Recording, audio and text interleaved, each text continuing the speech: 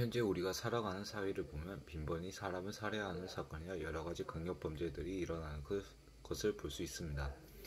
이러한 강력범죄자들의 처벌을 보면 사형은 거의 안 나오는 걸로 나오는데, 이것은 우리나라는 실질적 사형제도 폐지 국가이기 때문입니다.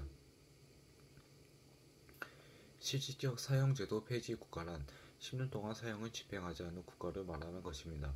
이것에 대해 사형제도의 부활에 대해서 여러가지 주장이 많은데, 그 중에서 찬성 측의 의견은 우리나라의 형법의 목적을 보면 응부형주의와 목적형주의가 있는데, 형법의 본질이 범죄에 대한 정당한 응부에 있다고 말하며, 목적형주의는 반대로 형벌이 주는 두려움으로 범죄를 예방할 수 있다는 일반 예방주의와 범죄자의 교화를 통해 사회적으로 안정을 취할 수 있다는 특별 예방주의가 있습니다.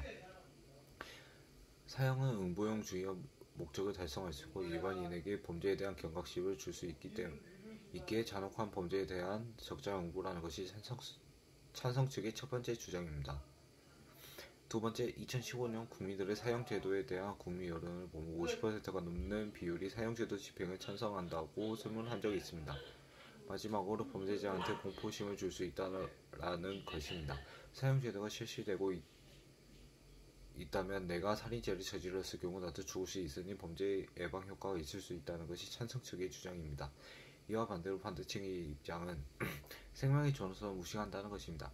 사형은 가장 기본적인 인권 즉 생명권을 침해하고 궁극적으로 잔인하며 비인간적인 처벌이라는 근거가 있습니다. 두 번째는 오판의 가능성입니다. 실제로 우리나라에서 1993년 여자친구를 살해한 혐의로 징역 12년을 선고받았지만 진짜 범인이 수사망에 잡히면서 풀려난 김기훈 순경 사건이 있습니다. 이처럼 우리나라의 사형수들의 사회적 위치를 살펴보면 절반 이상이 충분한 변론을 받지 못하는 사회적 약자에 속해 있는 것으로 알려져 있습니다. 또한 법관 및 변호사 같은 법조인들도 오판 가능성을 배제할 수 없다고 하는 것이 의견이 대부분으로 나왔습니다. 마지막으로 사형은 국가의 보복이자 또 다른 살인이라는 주장입니다. 사실상 사형제의 최대 피해자는 사형수를 죽여야 하는 교도관일 것 같습니다.